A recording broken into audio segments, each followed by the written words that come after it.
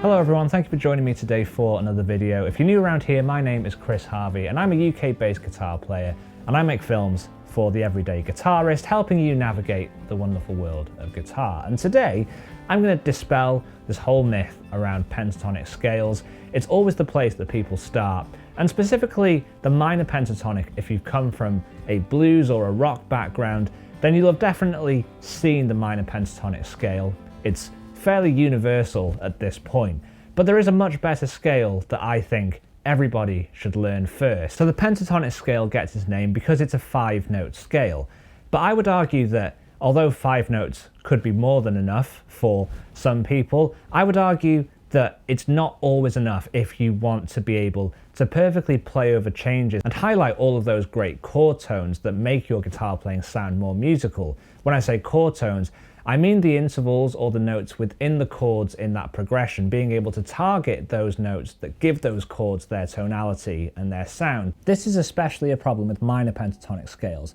because it just doesn't have enough notes to cover all the intervals that you might encounter for some of the other chords that will come up in progressions in that key. So let me show you a minor scale that is going to solve that problem. But first, we need to talk a little bit about music theory. Now, don't worry too much about getting bogged down in the theory. I just want to make you aware of some of these concepts so you can start to make inroads into kind of understanding it and implementing into your playing over time. So let's take the jam that I played at the start of this video. It's a backing track that I put together, and the chords were A minor, F, and then in the B section it went G to A minor to F. And we could play A minor pentatonic over that, just our normal kind of blues scale. And that would sound fine. But when you get to that F chord and when you get to the G chord, it's not giving you all of the sort of tonal options that you could explore for those chord changes. And when you start to look at that type of chord progression, I want you to start thinking about this. Can you think of a major key that incorporates all of those chords, A minor, F, and G? I'll give you a minute.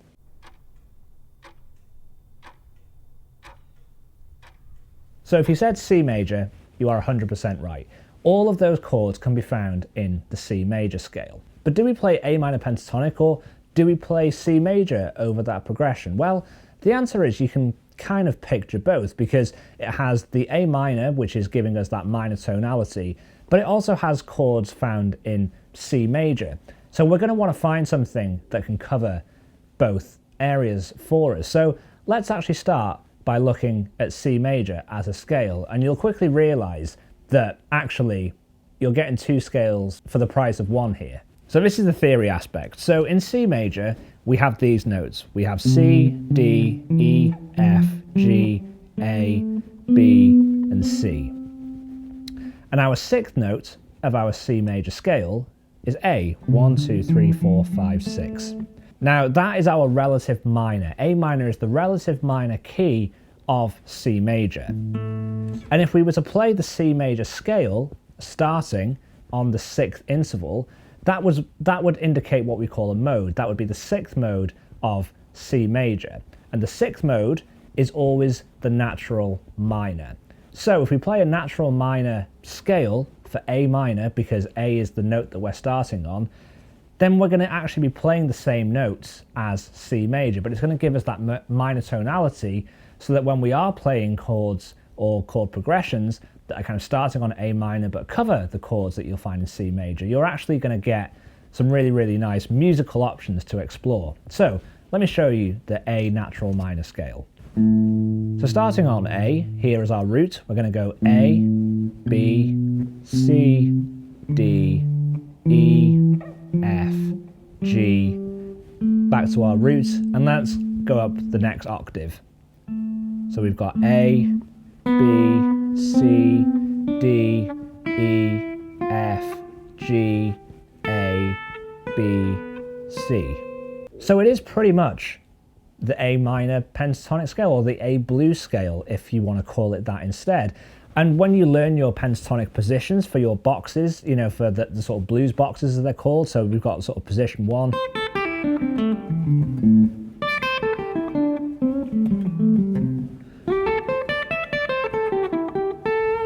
You can still use all of those same positions, but there's just a few additional notes that you can throw in there.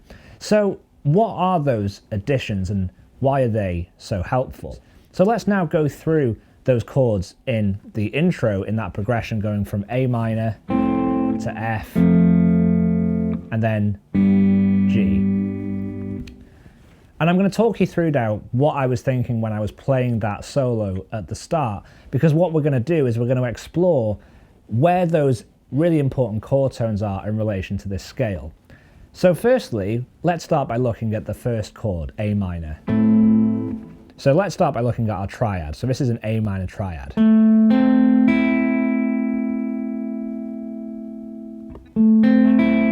So taken straight out of that kind of like pentatonic shape. So we can go over the 1, we can just play our normal sort of pentatonic scale if we want to. But then we've got this F major chord. It's not really a chord that you would find in the key of A minor. But if we're using this natural minor scale, then we've got our F note already in the scale. It's that note here. And if we play an F major chord, utilizing this caged shape, then you're going to notice that all of your notes here are perfectly within that natural minor scale. This triad is just taken straight out of the scale.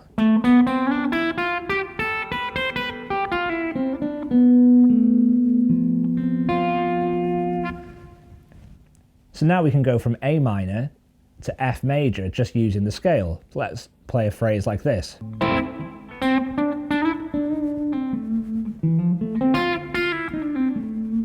So all I'm playing there is only notes from that natural minor scale in the first position.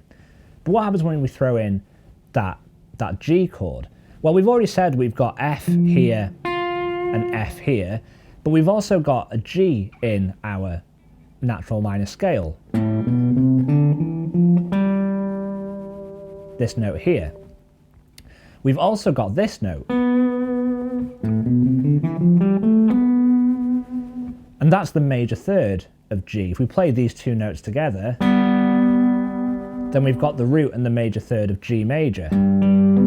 Again, not something that you would be able to easily highlight as musically just using the normal pentatonic, because yes, you would have G, but you don't have your major third, which is a really, really strong and important color tone to highlight that G major tonality.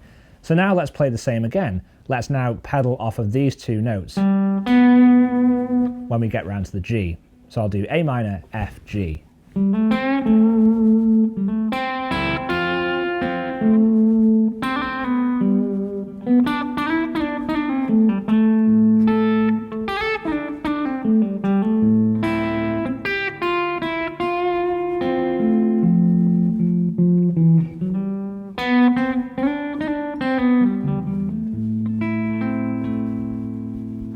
So it's really musical, right? You can easily now start to add in some of these other chords that you might come across.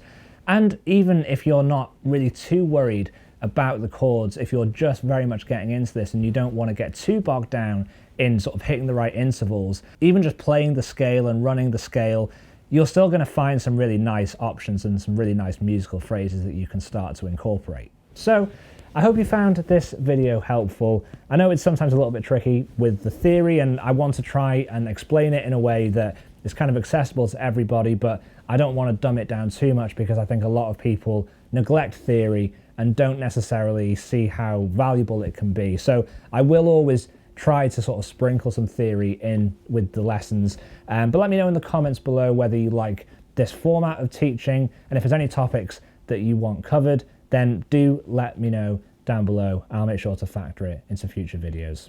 As always, thank you so much for watching this one. If you did enjoy it and found it helpful, give it a thumbs up, and if you haven't already, do consider hitting the subscribe button and come along for the next video. New videos go live every week, but if you're kind of not too sure, then just ring the bell and YouTube will hopefully notify you when my videos go live.